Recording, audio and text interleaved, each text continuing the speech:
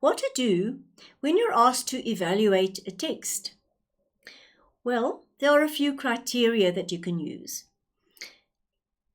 You're first going to look at whether this text or excerpt from a text um, is logical in nature.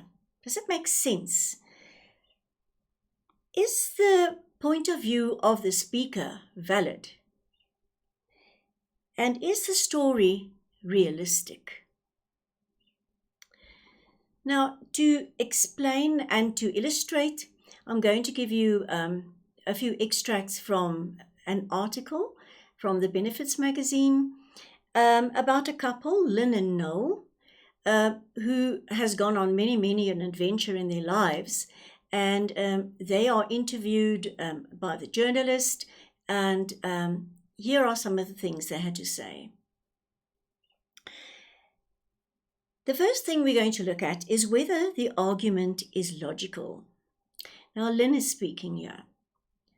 Our first attempt to summit, that's now Everest, together was unsuccessful due to the problems Noel had with his eyes.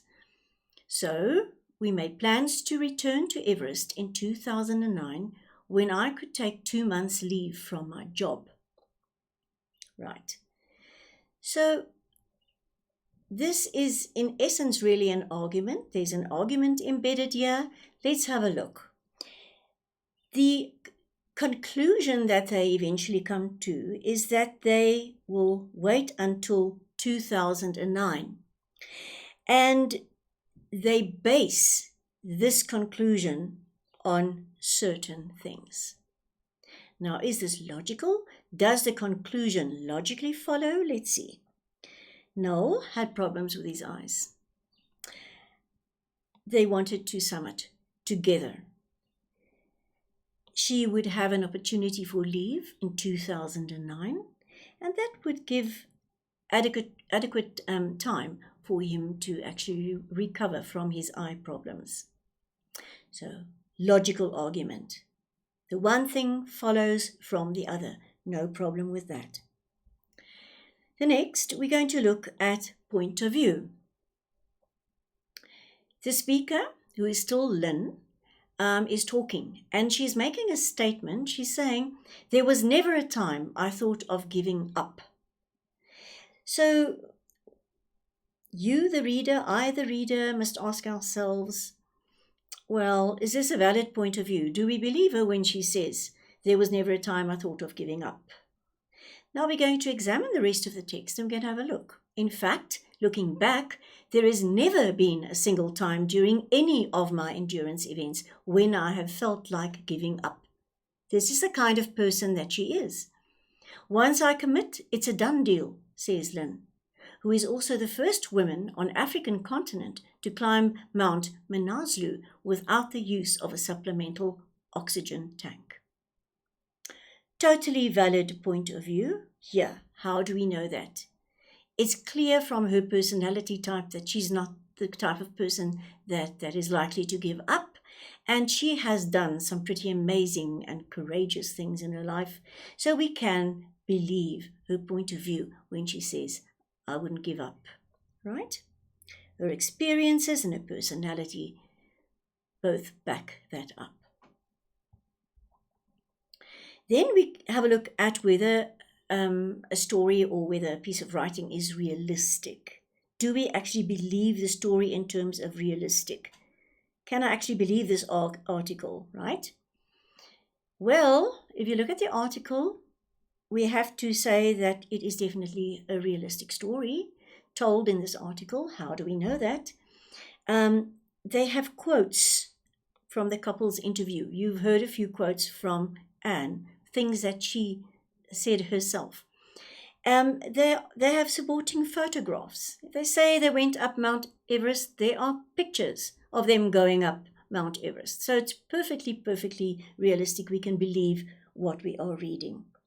Furthermore, the article also talks about how challenging the experience was and about the 300 deaths of people attempting to reach the summit already. So it is a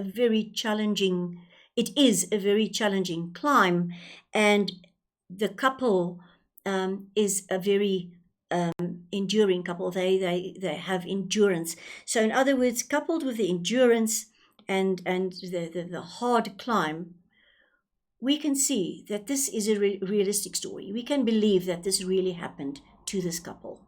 So a realistic story. Now, when we get to literature, it becomes a bit more problematic when we ask whether the story is logical, whether it is realistic, and whether the point of view of the speaker is valid. Now, the speaker we're talking about here is Dorian Gray, right? Is this a valid point of view?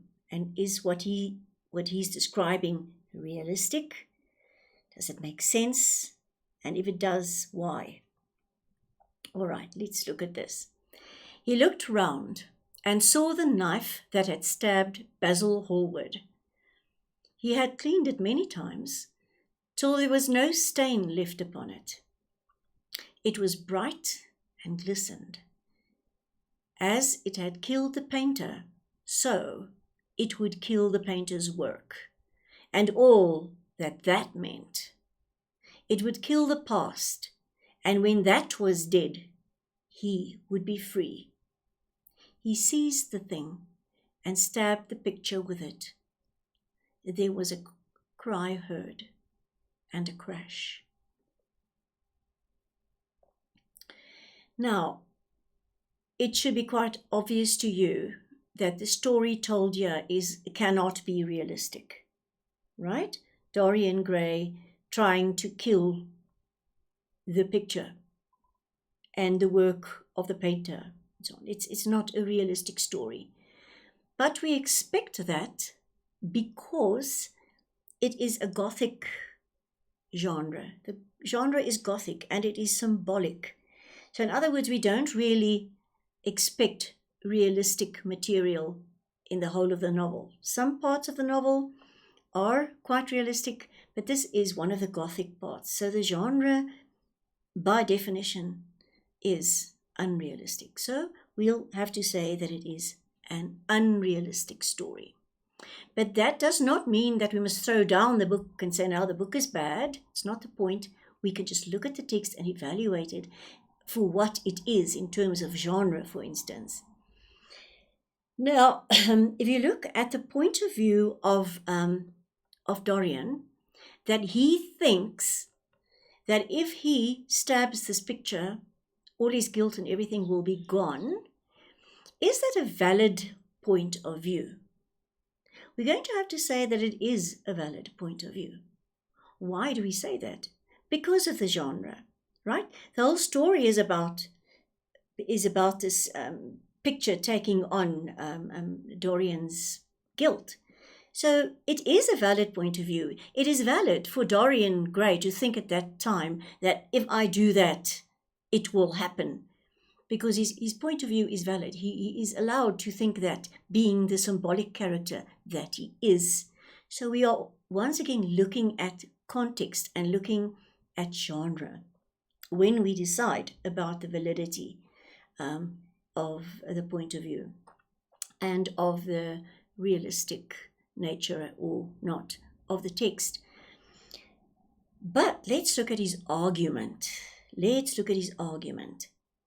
He says that once he stabs the picture, all his guilt will be gone. Let's have another look at it. As it had killed the painter, it will kill the painter's work. Now, fine, that's going to happen. It would kill the past. And when that was dead, if the past is dead, his stabbing will kill the past. And when the past is dead, he would be free. His guilt would be gone. Now that, as we know, does not follow logically from the premise. You cannot say, when I stab the picture, the past will be gone and then I will be free. How does that follow? It doesn't follow. It is an illogical argument from Dorian Gray here. So therefore, remember then to make sure that you also consider, when you do literature, consider genre as well, and setting and character, etc., before you decide on valid point of view, etc. Finally, are we going to look at a little exercise here. Evaluate whether the argument is logical or whether it is a valid point of view. So we're not looking at realistic here. We're looking at logical and a valid point of view. Now, what do we have here? A man shouting at a woman, and he says, in a patriarchal society, women are expected to be obedient and submissive at all times. Fine. So now, he is giving her an argument. He is telling her, because of this, that must happen. We live in a patriarchal society, therefore you must be submissive. Fine.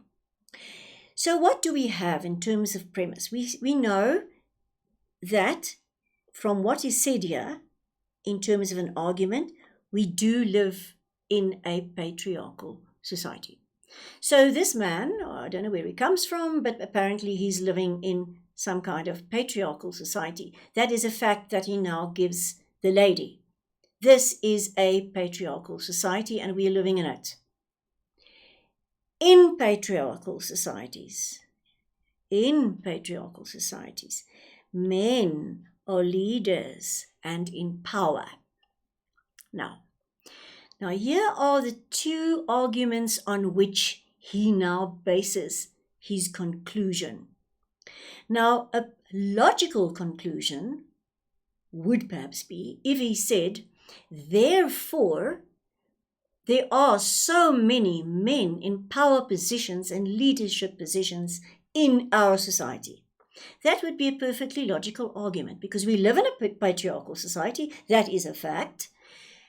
In those societies, men have power, and therefore, for that reason, there are so many men in powerful positions. That would be a logical argument. Logical. But now, from this, he concludes, therefore, women should be obedient and submissive at all times. At all times, don't forget. So, does that flow logically from the argument that he presents?